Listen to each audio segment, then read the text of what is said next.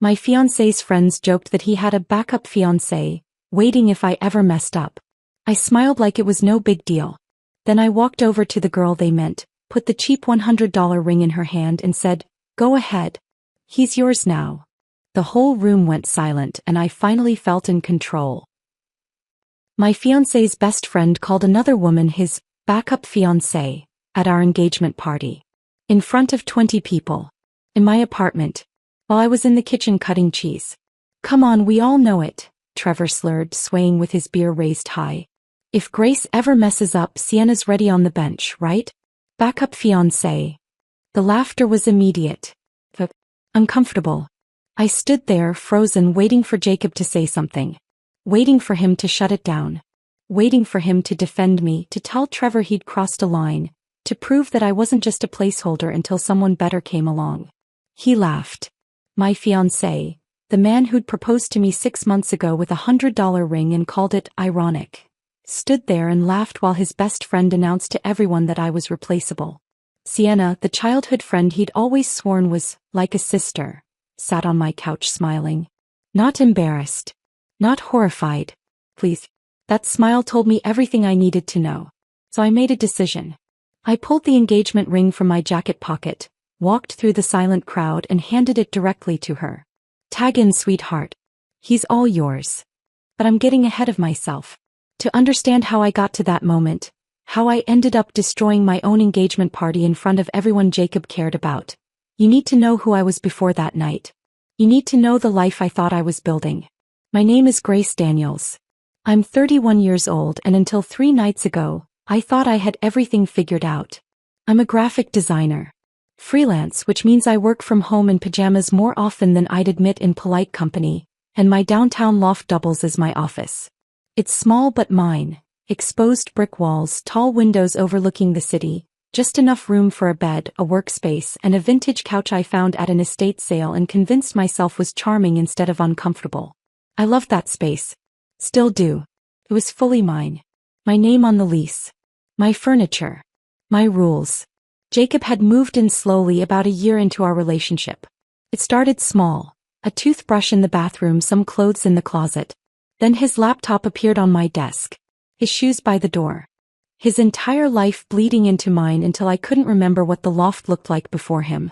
We'd been together 3 years. Met at a mutual friend's barbecue on a sticky summer afternoon. He was standing by the grill, good-naturedly arguing with the host about proper charcoal technique. And when he laughed, it was the kind of laugh that made everyone around him want to join in. He seemed easy. Uncomplicated. Steady in a way the men I'd dated before never were. No games. No drama. Just Jacob with his easy smile and terrible dad jokes and his habit of resting his hand on the small of my back when we walked through crowded spaces. He worked as a sales manager for a tech startup.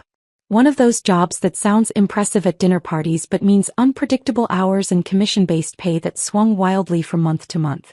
I didn't mind. My design work paid well enough. We weren't rich but we were comfortable. We had routines. Small traditions that felt like the foundation of something real.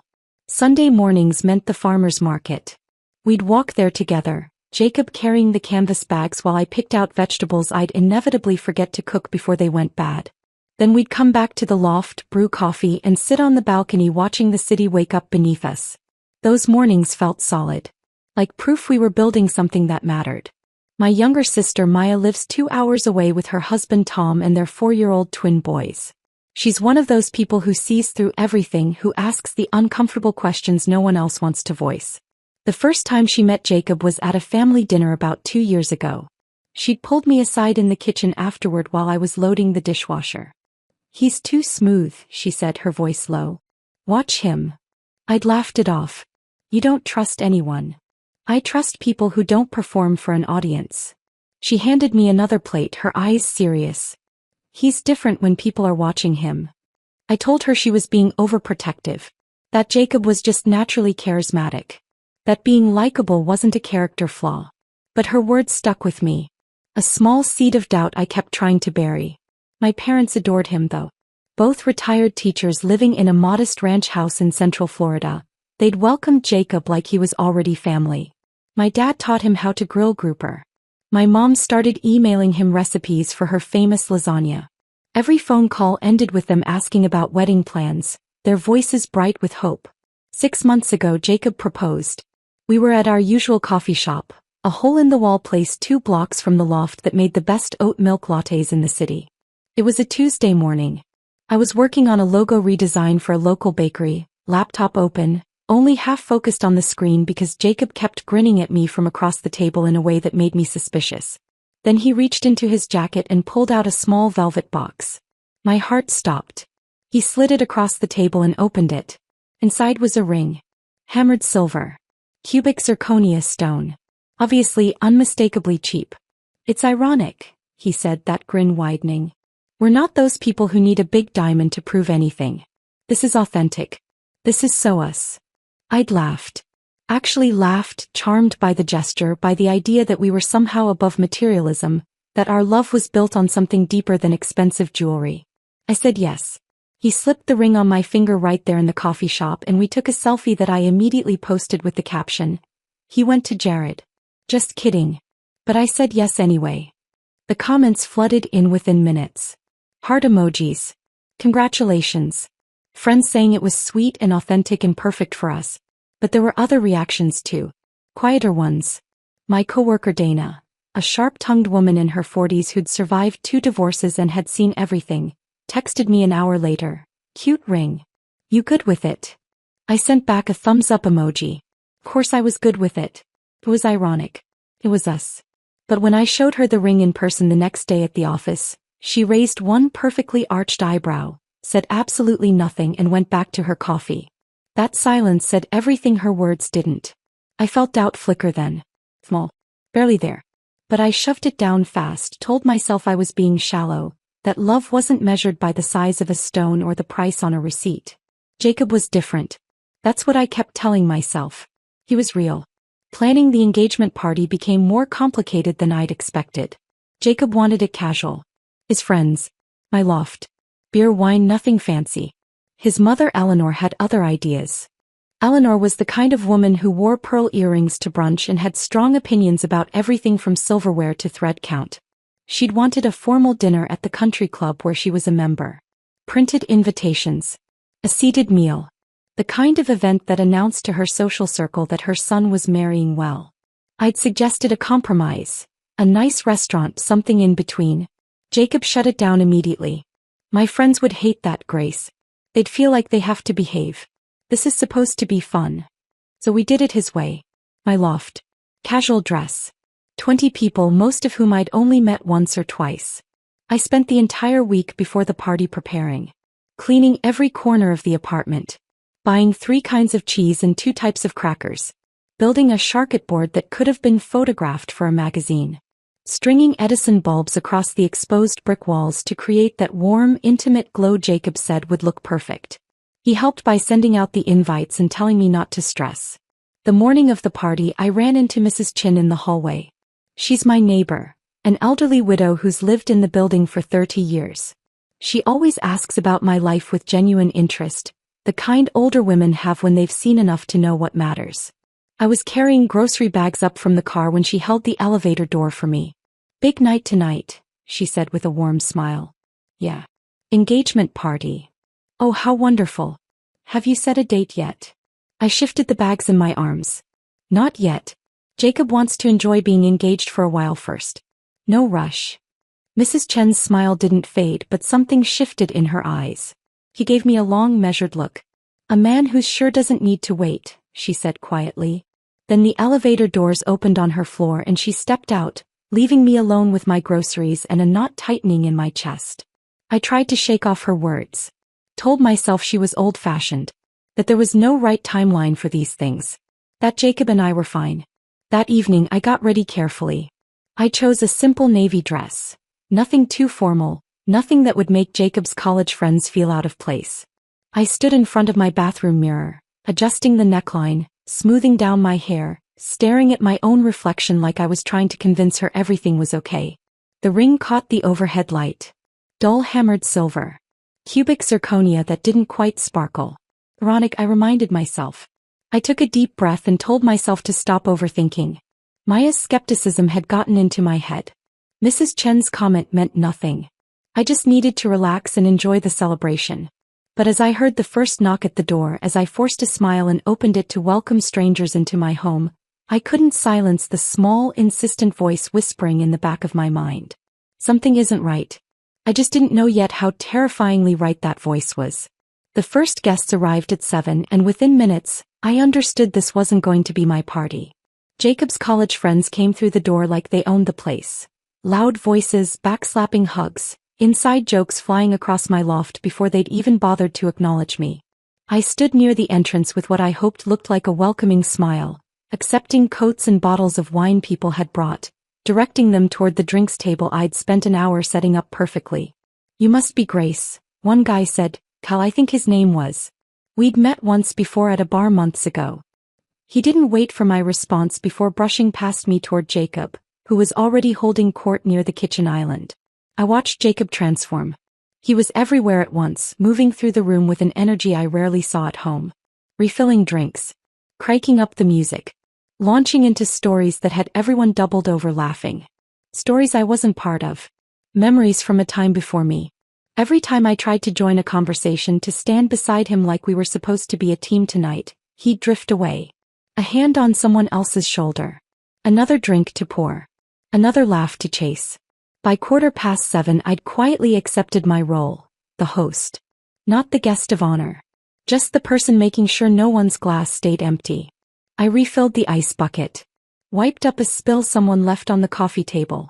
Rearranged the charcuterie board I'd spent $40 on, making sure the salami roses looked magazine perfect even though nobody was paying attention. Trevor was already drunk.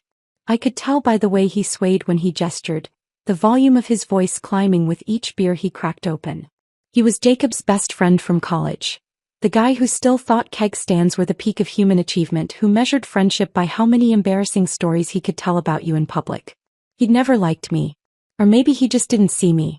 Either way, every story he told seemed designed to remind the room that he'd known Jacob longer, understood him better, had claim to a version of him I'd never access. I was back in the kitchen slicing more cheddar when I heard the door open again. I didn't need to look to know it was Sienna. I could tell by the shift in Jacob's voice. The way it went softer. Warmer. Different. I glanced up from the cutting board. She stood in the doorway wearing a black wrap dress that looked like it belonged at a cocktail party downtown, not a casual loft gathering. Her hair fell in perfect waves. Her smile was confident, easy, like she'd been here 1,000 times before. Jacob crossed the room in 4 long strides. He pulled her into a hug that went on too long. His hand lingered on her lower back. He laughed, bright, effortless, and said something I couldn't hear that made him grin. I looked down at the cheese knife in my hand and focused on the motion. Thin slices. Even cuts. Breathe. Jealousy was unattractive. Jealousy was unfair. I was being paranoid. I repeated it like a mantra, but my hands wouldn't stop shaking. The kitchen suddenly felt too warm, too small.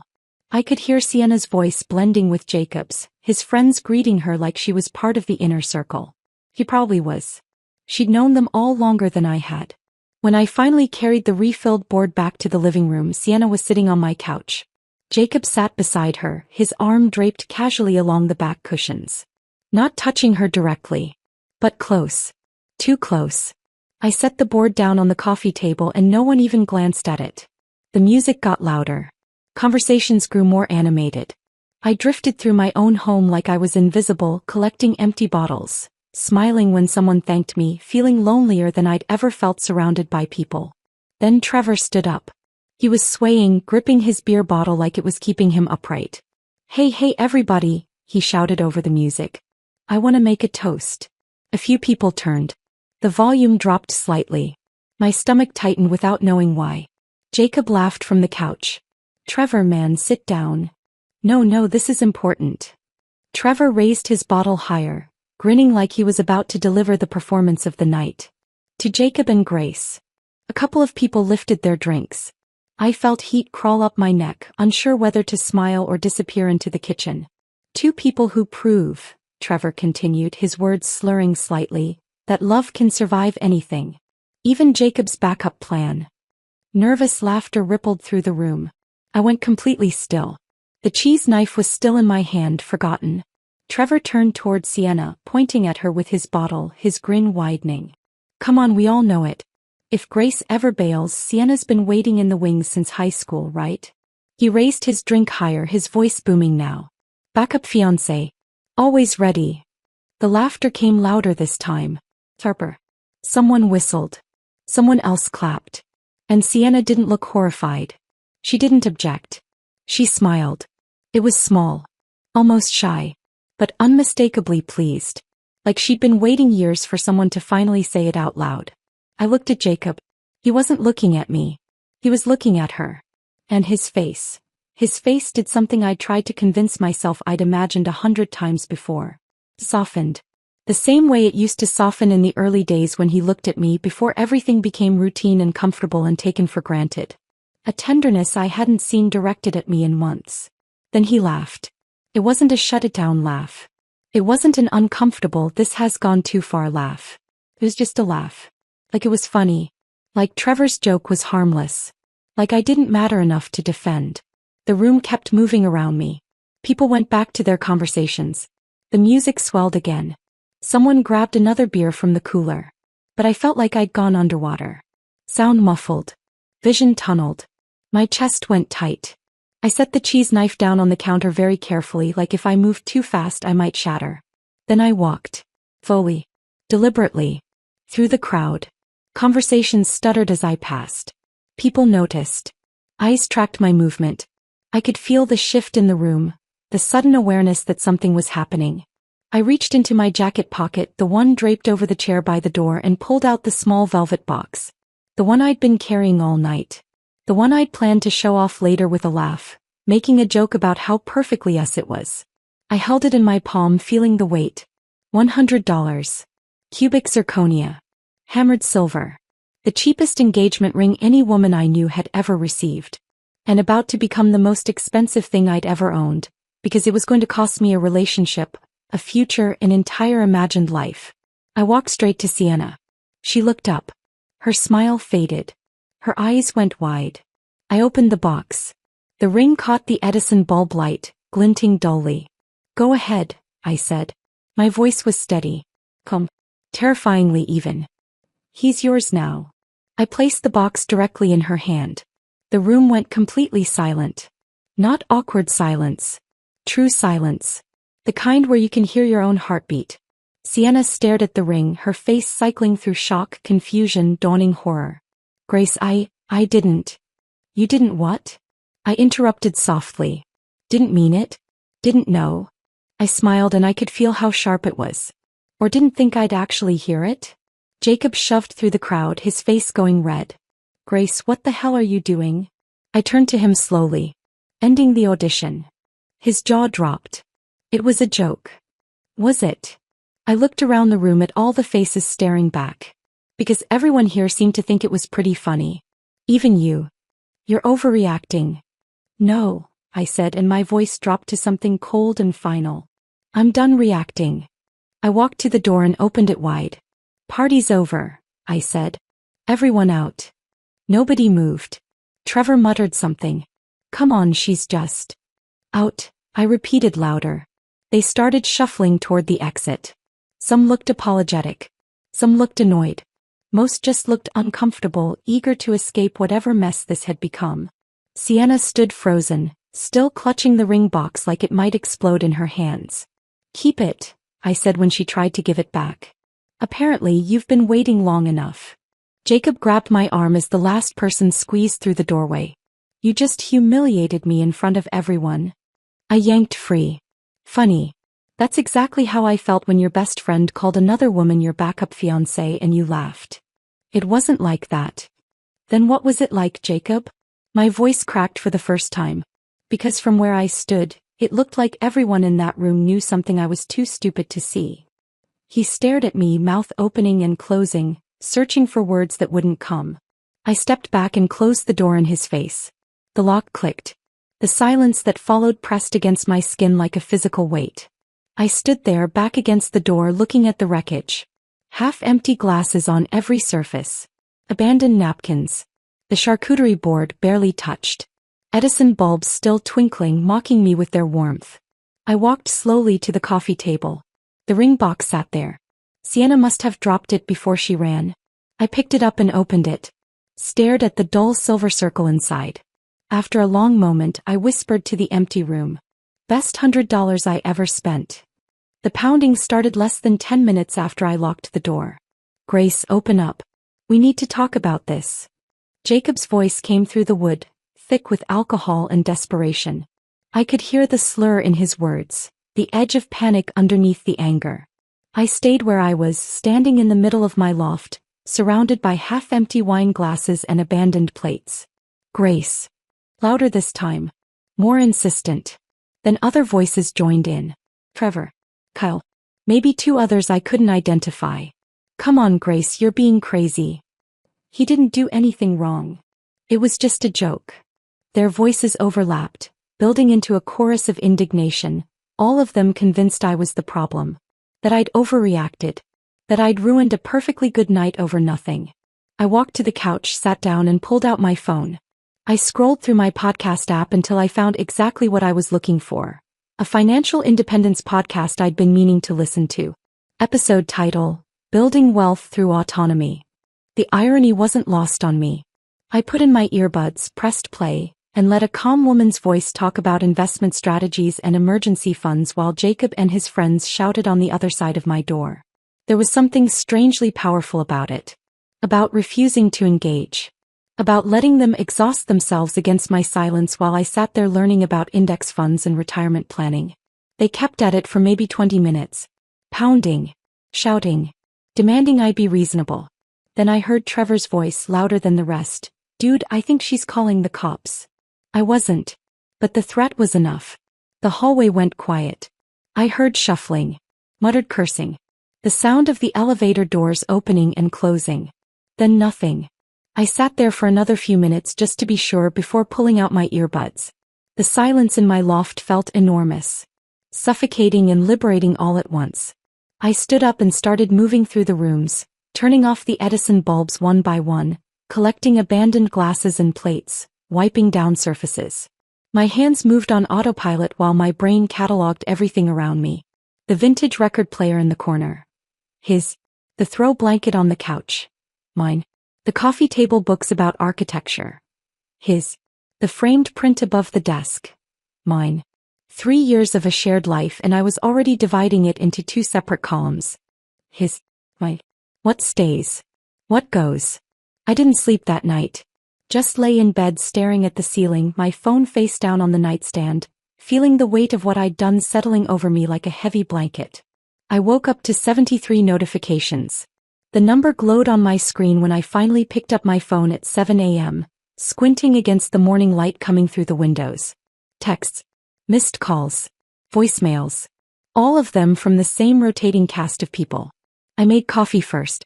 Strong black, the kind that burns going down. Then I sat on the couch and started reading. Jacob's messages came in waves, the tone shifting with each one. I can't believe you did that. You humiliated me in front of everyone. It was a joke, Grace. You have serious trust issues. Then the guilt-tripping started. You're throwing away 4 years over nothing. I thought you were better than this. Everyone thinks you're unstable. And finally, the manipulation. I'm staying at Trevor's. Hope you're happy. My mom's devastated. She can't believe you'd do this to our family. I scrolled through them all, watching the pattern repeat. Anger. Guilt. Manipulation. Anger again. There were messages from his friends too. Trevor predictably telling me I'd overreacted. Kyle saying I owed Jacob an apology. Someone named Derek I barely remembered meeting calling me dramatic. Then there was Sienna. Grace, I'm so sorry. I didn't mean for any of this to happen. Please call me. I stared at that one for a long time. She didn't mean for it to happen. As if she'd had no control over smiling when Trevor made his backup fiancé joke. As if she'd had no choice but to sit there looking pleased while my relationship imploded. I deleted it without responding. The worst message though came from Eleanor. Jacob's mother had always been polite to me in that particular way wealthy women are when they're barely tolerating your presence. Tight smiles.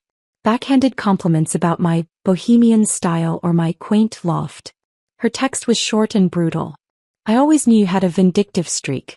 Jacob deserves better than this humiliation. I read it twice, let the sting of it settle, then did something that felt better than anything I'd done in months. I started blocking numbers. Walked. Trevor. Walked. Tina. Walked. Kyle, Derek, and 3 other people whose names I barely knew. Blocked, blocked, blocked. Eleanor. I hovered over her name for a second, then pressed the button. Walked. Each tap made me feel lighter. Freer. By the time I finished my coffee, my phone was silent. At 9 a.m. I called a locksmith. Safeguard Security, a gruff voice answered. Hi, I need all my locks changed. Today if possible. There was a pause, the sound of typing. We can have someone there by 10. Address. I gave it to him. Any particular reason for the rush? He asked, not unkindly. Bad breakup, I said simply. Oh. Yeah, we can do that. Guy named Tom will be there in an hour. Tom arrived at exactly 10 o'clock, a broad-shouldered man in his 50s with kind eyes and a toolbox that looked like it had seen decades of use. You're the bad breakup? He asked, setting down his equipment. That's me. He nodded, already examining the existing lock. You'd be surprised how many of these calls we get. Smart move, changing them fast. Saves a lot of trouble down the line. I watched him work, the methodical way he removed the old hardware, installed the new deadbolt, tested it multiple times to make sure it was secure. This one's high security, he said, showing me the mechanism. Costs a little extra, but it's worth it. Can't be picked easy, can't be bumped. Somebody wants in, they're gonna need your key or a battering ram. Perfect, I said. When he handed me the new keys, I felt something shift. Something final. This was my space now. Fully, completely mine. After Tom left, I stood in the middle of my loft and looked around. It didn't look like home anymore. It looked like a crime scene. Evidence of a life I'd believed in scattered across every surface. I grabbed a stack of boxes from the storage closet and got to work. Clothes first. I pulled everything of Jacob's out of the closet, off the hangers, out of the dresser drawers. T-shirts that still smelled like his cologne. Jeans I'd washed 100 times. The blazer he wore to job interviews. Into the box. Label it, clothes. Toiletries next. His razor, shaving cream, the expensive face wash he'd insisted was worth the price. All of it went into another box. Then the harder stuff. The weighted blanket he'd bought after reading some article about better sleep. The vintage record player he'd found at a flea market and promised to restore but never did. The collection of craft beer bottle caps he'd been saving for some vague future project. Box after box, I packed away 3 years of shared life. I labeled them with a brutal honesty that felt good in a dark way. Electronics. Delusions. Miscellaneous lies. I found the framed photo from last Christmas when I was going through the bookshelf. Both of us at my parents' house in Florida, their palm tree decorated with lights in the background, Jacob's arm around me, both of us smiling like we meant it. I stared at that photo for a long time, remembering that trip. How my parents had loved him. How happy I'd thought we were. I put it in the box labeled lies and kept packing. By noon I had 8 boxes stacked by the door. Then I found something I wasn't expecting. I was cleaning out his nightstand drawer when my fingers brushed against a card tucked beneath old receipts and charging cables. I pulled it out. A birthday card. Expensive cardstock, embossed flowers on the front. I opened it. To the one who's always been there. J. Not signed. Not sent. But dated 2 weeks ago. My hands started shaking. Not from anger. From clarity. This wasn't a joke Trevor had made up on the spot. This wasn't some backup plan that existed only in drunk toasts. This was real. Deliberate. A pattern I'd been too trusting or too afraid to see. I put the card in the last box and sealed it shut. The knock came around 2 that afternoon. Hard. Insistent. Angry. I checked the peephole. Jacob, looking rumpled and furious, his eyes red either from drinking or crying or both. I opened the door just wide enough to speak through the chain lock. Your key doesn't work, he said flatly. I know. I changed the locks. His eyes went wide. You what? Changed the locks. This is my apartment. My name on the lease. Not yours. I live here. You stayed here, I corrected. Guest privileges. Now revoked. His face twisted with rage. You can't just kick me out. I can, and I did. Your stuff's in the entryway. 8 boxes. You have 20 minutes. This is insane. Bring the police if you want. Bring a lawyer. My lease, my rules. He stared at me, mouth working, searching for an argument that would land. He didn't find one. Fine, he spat. But I'm taking everything that's mine. Take what you paid for. Leave what I did. I closed the door and watched through the peephole as he made trip after trip, hauling boxes down the hall, his face red with humiliation and fury. On his fourth trip he stopped. The espresso machine, he said through the door. That's mine. That's mine, I corrected. I have the receipt if you want to check. You're being petty. I'm being precise. There's a difference. He muttered something I couldn't hear and kept loading boxes. When he picked up the last one, he paused at the door one final time. You're going to regret this, Grace. I didn't answer. I just watched him disappear into the elevator. When the doors closed, I slid the new deadbolt home and exhaled. The silence that followed was different from before. Not suffocating. Just quiet. I stood in the middle of my loft. Finally alone, finally breathing, finally understanding something I should have known all along. Being alone didn't scare me. What scared me was staying with someone who made me feel alone anyway. That night I texted my sister. You were right about him. Her response came in seconds. I'm sorry. But I'm also proud of you. I smiled and put my phone face down on the counter. Then I poured myself a glass of wine and sat on my couch in the silence. Just me and the city lights outside my window. And for the first time in 3 years that felt like enough. 2 days passed without a word from Jacob. 2 quiet, almost peaceful days where I started to believe maybe it was actually over. Maybe he'd accepted it. Maybe he'd moved on. I worked on a logo redesign for a new client, a local bookstore looking to rebrand. I took long walks around the neighborhood. I cooked an actual dinner, pasta with vegetables I'd bought at the farmer's market, and ate it at my table instead of standing over the sink. I even slept through the night. Then my phone rang Wednesday morning at 10 a.m. Grace, hi. It's Patricia. My building manager. Her tone was careful, apologetic. I sat up straighter on the couch. Hey Patricia. What's up? Listen, I'm calling because, well, it's a little awkward. We got some complaints about your unit. Ice ran through my veins. Complaints? Yeah. Anonymous ones, which is weird. 2 of them, actually. One about domestic disturbances, screaming, fighting, that kind of thing. Another about strange chemical smells coming from your vents. I closed my eyes. Anonymous. Yeah. Honestly, Grace, I don't believe either of them. You've been here 3 years, never a single issue. But corporate's requiring me to follow up. They're asking for a wellness check, and if we get another complaint, they'll consider it a community safety violation. The words landed like stones in my stomach. It's Jacob, I said flatly. It has to be. Patricia sighed. I figured. Look, I'm on your side here. But my hands are tied. Corporate sees multiple complaints, they panic. You know how it is. I did know. I also knew exactly what Jacob was doing. He couldn't control me anymore, so he was trying to control my home. My stability. My sense of safety. I understand, I said, my voice steadier than I felt. I'll handle it. I'm sorry, Grace. Really. After we hung up, I sat very still on my couch, staring at the coffee table, my phone still in my hand. This wasn't heartbreak. This wasn't a man struggling to let go. This was retaliation. Calculated and deliberate. He was trying to make me homeless. Trying to punish me for having the nerve to walk away. I sat there for maybe 20 minutes, feeling the weight of it, the unfairness, the sheer vindictiveness. Then I called Dana. We met at our usual cafe, a corner spot 3 blocks from my loft with mismatched furniture and the best iced coffee in the neighborhood. Dana was already there when I arrived, sitting at our regular table by the window. She took one look at my face and stood up. What happened? I told her everything. The anonymous complaints. The wellness check. The threat of a safety violation.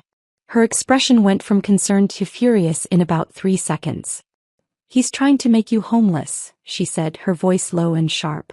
That's not heartbreak, Grace. That's abuse. The word hit me harder than I expected. Abuse. I'd never thought of it that way. Jacob had never hit me, never screamed at me, never done any of the obvious things you see in movies. But this calculated campaign to destabilize me, to take away my home, my peace, my sense of safety? Dana was right. She pulled out her phone, fingers moving fast across the screen. I'm texting you someone's number. Vanessa Hartley. She handled my second divorce and she's a pit bull. Expensive but worth every penny. My phone buzzed. I looked down at the contact information. You need someone who scares him more than he scares you, Dana said, reaching across the table to squeeze my hand. And Grace. You don't owe him kindness. You don't owe him the benefit of the doubt. You owe yourself protection. Something in me shifted when she said that. I'd spent the last 2 days second-guessing myself. Wondering if I'd overreacted at the party. Wondering if I should have handled it differently, more privately, less dramatically. But sitting there with Dana, hearing her name what was happening, I felt something I hadn't felt since that night. Clarity. I wasn't the one who'd done anything wrong. And I was done defending myself in my own mind. Vanessa Hartley's office was in a glass high-rise downtown, all modern lines and floor-to-ceiling windows overlooking the city. I arrived at 2 p.m. the next day, nerves making my hands shake slightly as I rode the elevator to the 14th floor. The receptionist showed me into a sleek conference room. Vanessa appeared a moment later. Mid-40s, sharp blazer, hair pulled back in a no-nonsense bun. She shook my hand with a grip that meant business. Grace. Dana speaks highly of you. Have a seat. I sat. She sat across from me, pulled out a legal pad and clicked her pen. Tell me everything. From the beginning. So I did. I told her about the engagement party. About Trevor's toast. About handing the ring to Sienna.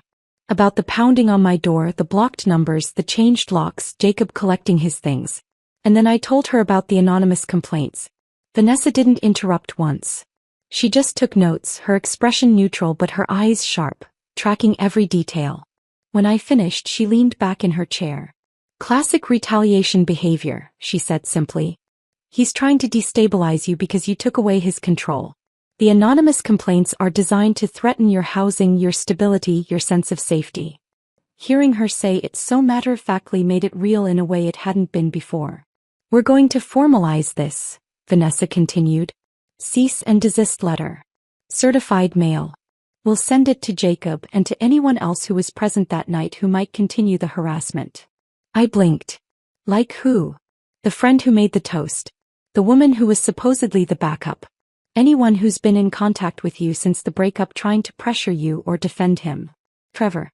Tina. We make it clear that any further contact, direct or indirect, will be treated as grounds for legal action. Harassment.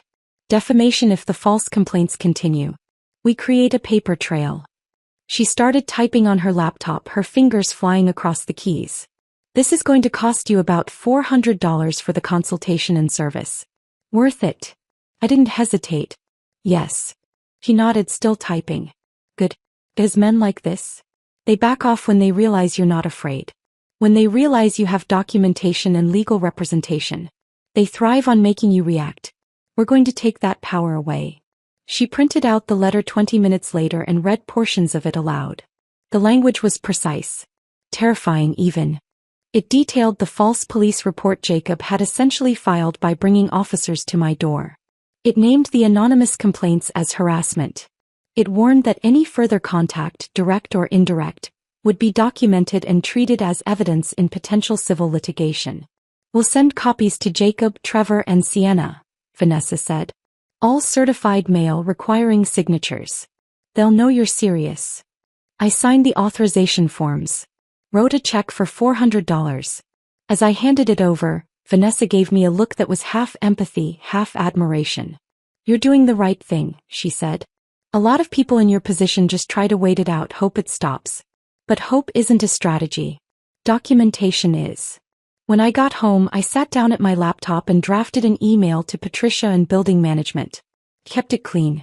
Professional. Factual. I summarized the situation. My ex-partner, removed from the residence after the relationship ended, was now filing false anonymous complaints in retaliation. I attached a copy of the cease and desist letter. I made it clear that I took these false reports seriously, that I had legal representation, and that any further complaints should be immediately forwarded to me and my attorney. I copied building management's corporate office. Then I read it over 3 times, making sure every word was right. And I hit send. The moment the email went through, I felt something shift inside me. I wasn't reacting anymore. I was acting. Documenting. Protecting. Building a case. I called Maya that night, sitting on my balcony with a glass of wine, the city lights flickering below. I hired a lawyer, I told her. There was a pause. Then her voice came through, fierce and proud. That's my girl. You're not the victim here, Grace. You're the one who walked away. Don't you forget that. I smiled, looking out at the city. I won't. After we hung up, I sat there for a long time, feeling the cool night air on my face, the weight of the last few days settling into something manageable. Jacob had wanted to make me afraid. To make me doubt myself. To make me regret leaving. Instead, he'd made me stronger. And I wasn't backing down. The silence that followed was unnerving. 3 days passed after Vanessa sent the cease and desist letters. Then 4. Then 5. No texts. No calls. No angry pounding on my door. No new complaints to Patricia. Nothing. I kept waiting for the other shoe to drop, for Jacob to do something dramatic and vindictive, but the quiet stretched on like held breath. I found myself checking my phone compulsively. Every notification made my heart jump. Every unknown number made my stomach clench. I'd open my email expecting threats or angry messages and find only work correspondence and promotional emails from stores I'd shopped at once. The paranoia was worse than the actual harassment had been. At least when he was actively retaliating, I knew what I was dealing with. This silence felt like strategy. Like he was planning something I couldn't see coming. But slowly, cautiously, I started returning to normal. I opened the windows one morning, letting fresh air sweep through the loft for the first time in weeks. I put on music while I worked. Nothing sad, just upbeat indie pop that made the space feel lighter. I cooked actual meals. Chicken and roasted vegetables. Pasta with homemade sauce. Things that required more than a microwave and actually tasted good. My freelance work picked back up too. A new client reached out, a small bakery in the neighborhood looking to rebrand. The owner, a woman named Sophie with flour perpetually dusting her apron, wanted something warm and inviting, something that felt like home. I threw myself into the project. Sketching logos, playing with color palettes, losing myself in the creative problem-solving that had drawn me to design in the first place. It felt almost foreign after weeks of emotional warfare. Like I'd forgotten what normal felt like. One afternoon, I was standing in my kitchen making coffee when I realized I'd gone an entire hour without thinking about Jacob. A full hour. Sunlight was streaming through the tall windows, catching dust motes in the air. My laptop was open on the counter, displaying 3 logo variations for the bakery. Music played softly from my speaker, and I felt not happy exactly, not healed, but okay. It felt like a small victory. I ran into Mrs. Chin in the hallway a few days later. I was carrying groceries up from the lobby when I saw her at her door, struggling with her keys while balancing a canvas bag. "Here, let me help," I said, setting my bags down and taking hers while she unlocked her door. "Oh, Grace. Thank you, dear." She pushed the door open and took her bag back, then paused. "I noticed the locksmith the other day. And the boxes. Everything all right?" I hesitated, then surprised myself by saying, "Would you like to come in for tea?" Her eyes brightened. "I'd love that." 10 minutes later, we were sitting in my kitchen. A tiny space barely big enough for the bistro table I'd squeezed in, drinking chamomile tea from mismatched mugs. I gave her the edited version. The engagement. The party. The joke that wasn't really a joke. The decision to end it. Mrs. Chin listened without interrupting, her wrinkled hands wrapped around her mug, her eyes sharp and knowing. When I finished, she nodded slowly. "I was married 43 years before my husband died," she said. "And you know what I learned? A man who truly loves you never makes you feel like you're waiting in line." The words hit me harder than I expected. "You did right," she continued, reaching across the table to pat my hand. "Sometimes the bravest thing is walking away from what everyone says you should want." I felt tears prick my eyes and blinked them back. "Thank you," I said quietly. He squeezed my hand once more. "You're going to be just fine, dear. I can tell." After she left, I sat at my kitchen table for a long time, staring at the 2 empty mugs, feeling something settle inside me. Mrs. Chin had lived an entire marriage. 43 years. She'd loved and lost and survived. And she thought I'd done the right thing. That validation, from someone who'd actually lived it, not just theorized about relationships from the sidelines, meant more than anything my friends had said. It gave me permission to trust my own judgment. To believe that walking away wasn't weakness. It was Straith. A week after the cease and desist went out, my phone buzzed with a text from an unknown number. My stomach clenched automatically. I stared at the notification on my screen, debating whether to open it or just delete it. Curiosity won. Hey. It's Sienna. I sat up straighter on the couch, my jaw tightening. The message continued. I'm out. He's crazy. He wanted me to call your landlord again. Say I saw drugs in your apartment. I'm done being part of this. I'm sorry for everything. I read it 3 times, feeling rage build with each pass. He was out. He was done being part of this. Like she'd been an unwilling participant. Like she hadn't smiled at Trevor's backup fiancé joke. Like she hadn't been texting Jacob at midnight for months. Like she hadn't been waiting in the wings just like Trevor said. And now she wanted me to know she'd almost filed another false report but decided not to, and somehow that made her a good person? He was sorry for everything. Everything. As if a text message could undo the humiliation, the betrayal, the months of gaslighting myself into believing I was paranoid for noticing what everyone apparently already knew. I stared at the message, my hands shaking slightly, imagining all the things I could say. I could tell her exactly what I thought of her apology. I could ask her how long she'd been waiting for Jacob to be single. I could point out that being done being part of this only happened after she got a legal letter, not after any actual moral epiphany. But as I sat there, thumb hovering over the keyboard, I realized something. Sienna's guilt wasn't my problem to manage. Her conscience wasn't my responsibility. I didn't owe her forgiveness or understanding or even acknowledgement. The conversation was over. I took a screenshot of the message, evidence just in case, and archived it in a folder labeled legal. Then I deleted the text without replying. It felt better than anything I could have said. The next morning my phone rang. Unknown number again. I almost didn't answer, but something made me pick up. Hello. Grace? It's Richard. Jacob's father. Of course it was. I sat down slowly on my couch, my free hand gripping the armrest. Mr. Caldwell, I said evenly. What can I do for you? His voice was smooth, practiced. The tone of a man used to negotiating, to getting his way through charm rather than force. I know things ended badly between you and Jacob. I'm not calling to get involved in all that. But he mentioned you still have his espresso machine. The one he uses every morning. He's been having terrible back pain without it, and I thought maybe we could work something out. I almost laughed. The espresso machine. Not an apology for his son's behavior. Not concern about the harassment. Just a request to return a possession Jacob claimed to need. The espresso machine I bought, I said calmly, with my credit card. The one Jacob promised to reimburse me for but never did. Silence on the other end. I continued, my voice steady. It cost $350. I'd be happy to leave it in the hallway for him the moment I receive payment. $350? Richard's voice had an edge now. For a used machine? For my machine, I corrected.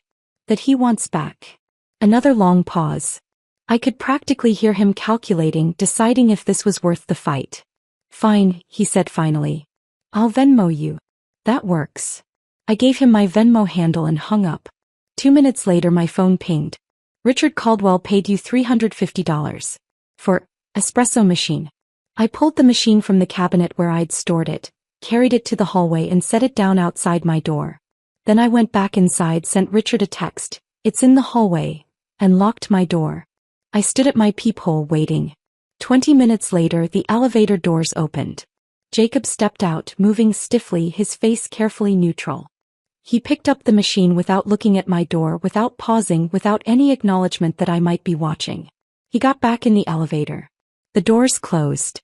And he was gone. I stepped back from the peephole and smiled. He'd finally paid me $350 to make me disappear from his life. And I'd never been happier to be bought out. I walked to my couch, sat down and looked around my loft. Quiet. Clean. For the first time in weeks I felt something close to peace. The weeks that followed were quiet in a way I hadn't experienced in years. No late-night texts asking where I was. No passive-aggressive comments about how I spent my time. No feeling like I needed to justify watching a show Jacob thought was stupid or ordering food he claimed was too spicy. I slept diagonally across the bed, limbs sprawled in every direction, taking up all the space I wanted. I watched 3 seasons of a British baking show Jacob had always rolled his eyes at, eating ice cream straight from the container at midnight. I ordered Thai food with extra chili and ate it on my couch without anyone complaining about the smell. Small pleasures. Tiny freedoms. They added up to something that felt like peace. My work picked up too. The bakery branding project led to a referral, which led to another client, which led to the email that changed everything professionally. A local nonprofit called Hope and Harvest, focused on urban community gardens, reached out asking if I'd be interested in a full rebrand. Logo, website, promotional materials. A 6-month contract with the possibility of ongoing work. I met with their creative director, a woman named Lisa with silver streaks in her hair and paint-stained hands who ran the organization like a loving dictatorship. She'd gone through my portfolio carefully, asking questions about my process, my inspiration, why I'd made certain design choices. At the end of the meeting, she'd leaned back in her chair and smiled. "You have a distinctive eye for authentic storytelling," she said. "Most designers try too hard to be clever. You just tell the truth. That's rare." I signed the contract 2 days later. The work was challenging in the best way. Creative problem-solving that required me to think differently, to push past the safe choices and find something real. It reminded me why I'd fallen in love with design in the first place. One weekend I drove out to visit Maya and the twins. The boys were 4 now, chaotic bundles of energy who turned her house into a playground of scattered toys and shouted negotiations. I spent the afternoon building block towers they immediately destroyed, reading the same picture book 17 times, and pretending to be a monster they could defeat with foam swords. After they went to bed, Maya and I sat in her kitchen drinking coffee that had gone cold hours ago. She watched me over the rim of her mug, her eyes sharp in that way only sisters' eyes can be. "You look different," she said finally. "Different how?" "Lighter. Like you've been carrying something heavy and finally put it down." I thought about that. Turned it over in my mind. He was right. The weight I'd been carrying wasn't just the relationship. It was the constant effort of making myself smaller. Of editing my opinions to match his. Of pretending Thai food wasn't my favorite because he didn't like it. Of skipping shows I wanted to watch because he'd make comments that drained all the joy out of them. I'd spent 3 years shrinking to fit into the space Jacob had decided I should occupy. And now, alone in my loft, I was expanding back to my actual size. "Yeah," I said quietly. "I think you're right." Maya reached across the table and squeezed my hand. "Good. You deserve to take up space, Grace. All of it." The text from Cara came on a Tuesday evening. I was working on the Hope and Harvest logo, playing with different arrangements of leaves and text, when my phone buzzed on the desk. Cara and I had been friends in college, stayed close for a few years after, then drifted apart when I started dating Jacob. It wasn't deliberate, just the slow erosion that happens when someone new takes up all your time and energy. I hadn't heard from her in at least a year. "Thought you should know, Jacob and Sienna are together. Officially. Started dating like 2 weeks after you broke up. Sorry." I stared at the message, waiting for the pain to hit. The betrayal. The confirmation that I'd been right to suspect, right to worry, right to feel like something was wrong. But what came instead was something unexpected. Relief. I texted back. "Thanks for telling me." Then I sat with it. 2 weeks after we broke up. Which meant they'd gotten together almost immediately. Which meant the feelings had been there all along, simmering beneath every "she's like a sister" excuse, every midnight text, every too long hug. Which meant every time Jacob had dismissed my concerns, told me I was being paranoid, made me feel crazy for noticing, he'd been lying. The birthday card I'd found in his drawer suddenly made perfect sense. To the one who's always been there. Jay. Not unsent because he'd changed his mind. Unsent because he was waiting for the right moment. Waiting for me to be out of the picture. The backup plan wasn't a joke. It was always the real plan. I was just too trusting to see it. I called Dana. Rooftop bar. 1 hour. "I'm buying," I said when she picked up. "That good or that bad?" "Honestly, I'm not sure yet." We met at a place downtown with string lights and a view of the city skyline. Dana was already there when I arrived, 2 glasses of wine on the table. "Talk," she said, sliding one toward me. I told her about Cara's text. About Jacob and Sienna. About the timeline. Dana's expression shifted from surprise to something closer to vindication. "I knew he was a coward," she said, shaking her head. "Couldn't even break up with you before moving on.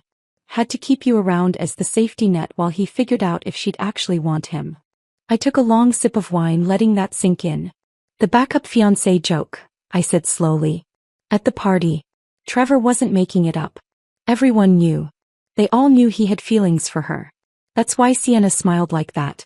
That's why Jacob looked at her that way. Dana reached across the table and gripped my hand. And that's why you walked across that room and handed her the ring. Because somewhere deep down you knew too. I nodded, feeling the truth of it settle into my bones. Dana raised her glass. To men who do you the favor of showing you who they are. And to women who are smart enough to believe them. I clinked my glass against hers and drank. Something shifted in that moment.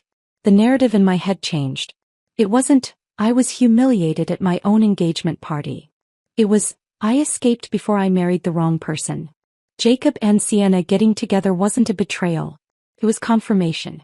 Every instinct I'd ignored, every concern I'd talked myself out of, every moment I'd felt like something was wrong.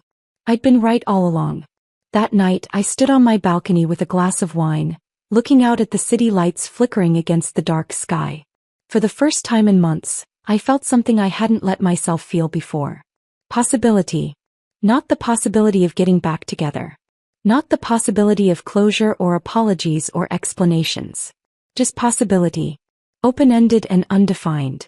The future stretched out in front of me, no longer tethered to Jacob's timeline or Jacob's plans or Jacob's version of what our life should look like. I thought back to the engagement party. To that moment of walking through the crowd with the ring in my hand, every eye on me, every conversation dying mid-sentence. It felt terrifying. Powerful. Final. I thought it was an ending. But standing here now, I understood it differently. It wasn't just ending a relationship. It was reclaiming my own life. My own narrative. My own right to be more than someone's backup plan. I finished my wine and went back inside. That's when I saw it. The velvet box sitting on my bookshelf where it had been for weeks. Sienna must have dropped it in her panic to leave and I'd never bothered to throw it away. I picked it up and opened it. The ring caught the amber glow of the streetlights outside, glinting weakly. $100. Cubic zirconia. Hammered silver. Ironic, Jacob had called it. I turned it over in my fingers, feeling the weight of everything it represented. Then I grabbed my jacket and walked downstairs. The vintage shop on the corner had a donation bin outside, filled with old jewelry, clothing, random household items people wanted gone but couldn't quite throw away. I stood there for a moment holding the box. Then I dropped it in. Someone else can laugh about it, I whispered. Someone who still believes in irony. The box disappeared among other people's discarded treasures. And just like that it was gone. No longer a symbol of anything I wanted to remember. Just another cheap ring someone thought meant something once. I walked back upstairs, unlocked my door and stepped into my loft. It was quiet. Clean.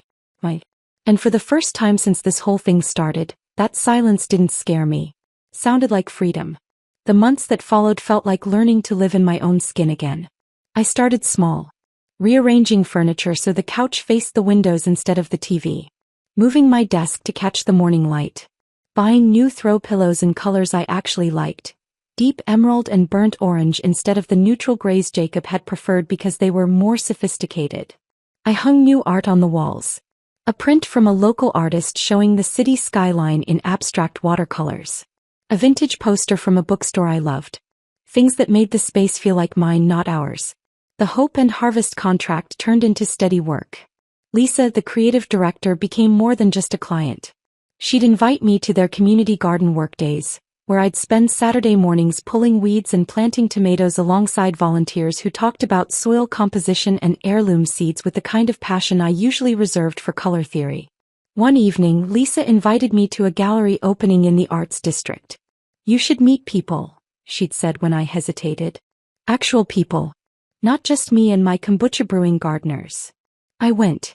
The gallery was packed with artists and designers, musicians and writers, all of them talking over wine and cheese about projects and collaborations and ideas. Lisa introduced me to a photographer who needed branding for her studio, a muralist looking for someone to design promotional materials, a sculptor who just wanted to talk about negative space and composition. I realized, standing there with a glass of cheap red wine, how small my social circle had become during my relationship with Jacob. How I'd let friendships fade because he didn't like my friends, or because they didn't fit into his world. or because it was just easier to exist in the narrow bubble of his life. A week later, I signed up for a weekend drawing class at the community center. I'd always wanted to take one. Back in college, before I'd pivoted to graphic design, I'd loved drawing. Charcoal sketches, figure studies, anything that required just paper in my hands. Jacob had called it a waste of time when I mentioned it once. You already know how to draw. Why pay money to do something you can do at home? But it wasn't about learning a skill. It was about creating something with no commercial purpose. No client brief. No deadline.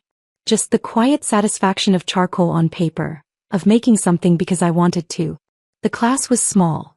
6 of us, ranging from a retired accountant to a college student to a woman in her 60s who'd decided to try something new after her kids moved out. Our instructor, a bearded man named Michael with paint permanently under his fingernails, didn't care if we were good. He just cared if we tried.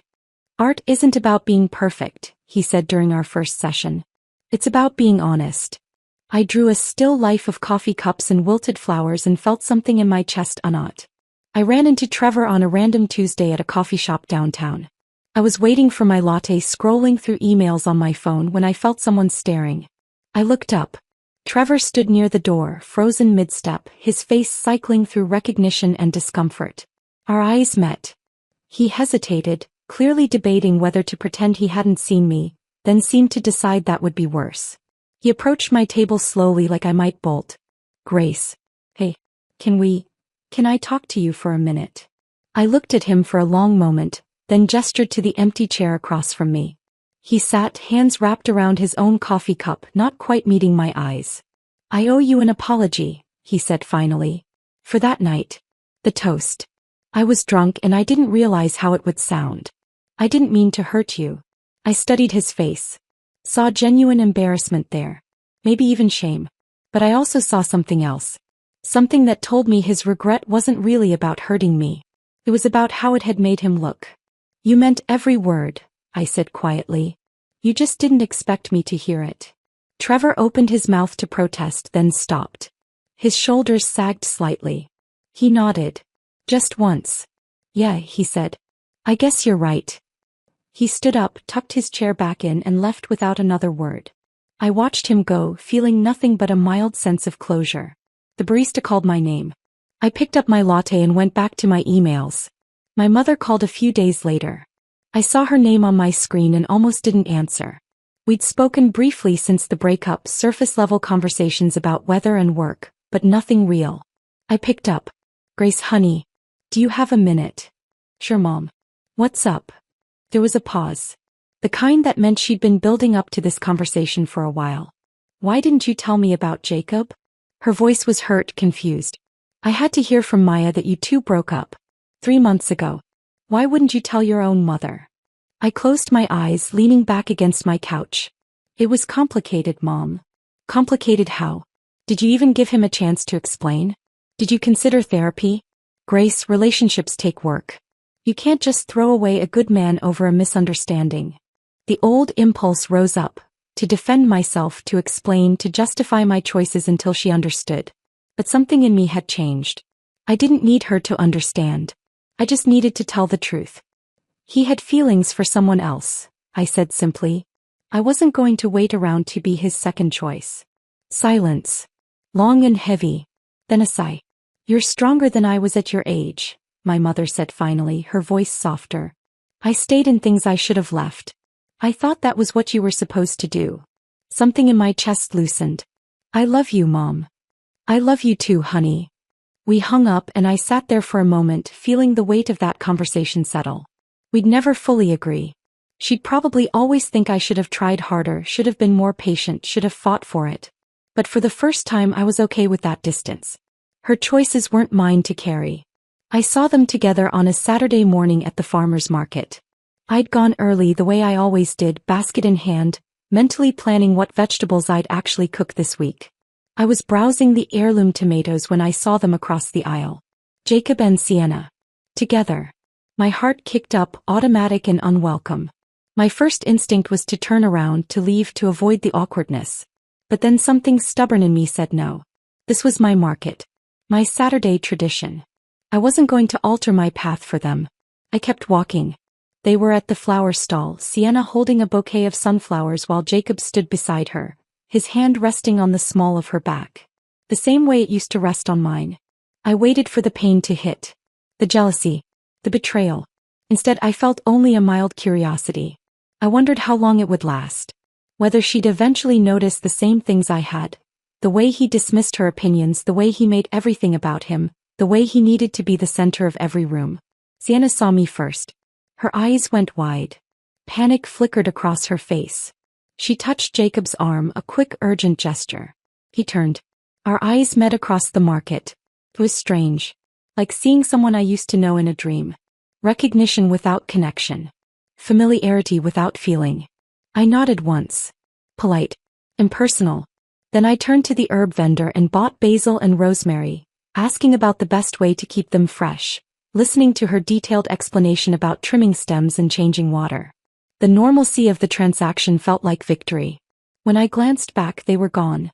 I finished my shopping, bought a bouquet of wildflowers for myself, and walked home through the sun-dappled streets, feeling lighter than I had in years. That afternoon, I arranged the flowers in a vase on my kitchen counter, made pasta with the basil I'd bought, and ate it on my balcony while watching the city move below. The sky was clear. The air was warm. My loft was quiet. And for the first time in as long as I could remember, I wasn't waiting for anything. I wasn't waiting for Jacob to change. Wasn't waiting for closure. Wasn't waiting for someone else to validate my choices. I was just here. Living. Moving forward. Building something new from the pieces of what I'd left behind. And it felt like enough. 6 months after the engagement party, I woke up on a Saturday morning to silence. Not the oppressive kind. Not the lonely kind. Just quiet. Soft autumn light filtered through my windows, turning everything in the loft golden. I stretched across the bed, still sleeping diagonally, still taking up all the space I wanted, and felt nothing but contentment. I made coffee the way I liked it. Strong with just a splash of oat milk. No compromise. No one commenting that it was too bitter or suggesting I try something sweeter. I carried my mug out to the balcony, wrapped in my favorite oversized sweater, the one with the holes in the sleeves that Jacob had always said made me look like a college student. I loved that sweater. The city was waking up beneath me. Early joggers on the sidewalks. A few cars passing. The coffee shop on the corner just turning on its lights. I sat there watching it all and realized something. I hadn't checked my phone compulsively in weeks. Hadn't wondered what Jacob was doing or who he was with or whether he thought about me. I just didn't care anymore. The anxiety that had lived in my chest for months, maybe years, was gone. I pulled out my phone not to check for messages but to look at my calendar. Brunch with Dana at 11. Drawing class at 2. Maybe swing by Maya's in the evening if I felt like the drive. A full day. A full life. It looked nothing like what I'd imagined when Jacob and I were planning our future together. It looked better. More authentic. More mine. I finished my coffee and went inside to get ready. I met Marcus at a cafe near the Arts District at 10. Lisa had introduced us at the gallery opening 2 months ago. He was a friend of her husband's, a high school English teacher with kind eyes and a tendency to talk about his students the way other people talked about their own children. This was our 3rd time meeting up. Coffee dates that carefully weren't being called dates yet, though we both knew what they were becoming. Marcus was already there when I arrived, sitting at a corner table with 2 cappuccinos waiting. I took a guess on your order, he said, standing to hug me. Oat milk, right? Perfect. Thank you. We sat and he launched immediately into a story about his sophomore class attempting to perform Romeo and Juliet. They rewrote the ending, he said, grinning. Romeo wakes up before Juliet dies. They have a very modern conversation about communication and therapy, and they decide to just run away together and start a podcast. I laughed. The kind of genuine, easy laugh that doesn't require performance or effort. Please tell me you recorded it. Oh, it's on my phone. I'll show you next time. Next time. The assumption felt comfortable. Natural. We talked for over an hour. About his students, about my work with Hope and Harvest, about the terrible true crime documentary we'd both accidentally started watching. He listened more than he talked. Asked questions and actually waited for the answers. Never once made me feel like I was competing for his attention or justifying my opinions. When we finally left, he walked me back toward my loft, our pace slowing as we got closer. At the entrance he paused. "Can I see you again next weekend?" he asked. "Maybe dinner this time?" I smiled. "I'd like that." "Good." He smiled back, hands in his pockets, not pushing for more. "Text me when you're free." I watched him walk away, feeling something I hadn't felt in a long time. Hope. Uncomplicated and easy. I didn't know where it would go. Didn't need to know. I trusted myself enough now to walk away if it stopped feeling good. And that trust felt like the biggest victory of all. That afternoon I spread my design portfolio across my dining table. Lisa had mentioned the possibility of a partnership position at Hope and Harvest. They were expanding, looking for someone who could take on more responsibility, lead projects, help shape the organization's visual identity long-term. She'd asked if I'd be interested. I'd said yes before I could second-guess myself. Now I was preparing to pitch. To make my case. To bet on myself in a way I'd never quite managed before. I laid out my best work. The nonprofit branding that had started this whole journey. A logo series I'd done for 3 local restaurants, each one distinct but cohesive. The personal art from my drawing class.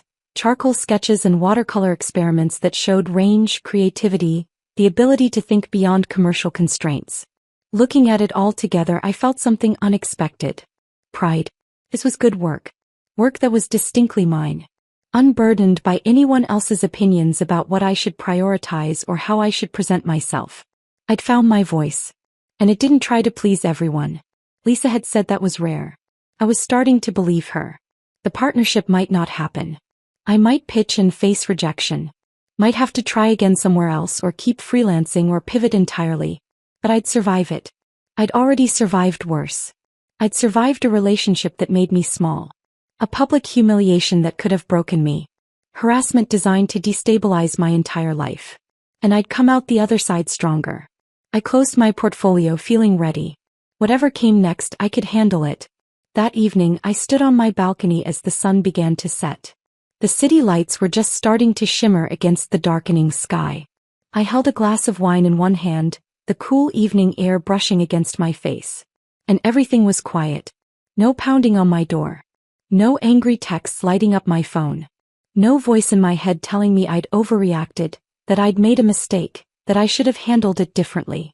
Just silence. The kind of silence that used to terrify me. For years I'd been afraid of being alone. Afraid that if I didn't have someone, anyone, I'd be incomplete somehow. Less than. That fear had kept me in a relationship where I was lonely anyway. Where I spent 3 years shrinking myself to fit into someone else's idea of who I should be. But standing here now, I understood something I hadn't before. Silence isn't emptiness. It's space. Possibility. The room to hear your own thoughts without static, to make decisions without needing someone else's permission, to exist fully as yourself without apologizing for taking up space. I thought briefly about the engagement party. That moment of walking through the crowd with the ring in my hand, every eye on me, every conversation dying as I moved. It felt like an ending. But it was actually a beginning. The beginning of learning to trust myself. To believe my own instincts. To understand that walking away isn't weakness, it's strength. A few drops of rain began to fall, soft and steady, pattering against the balcony railing.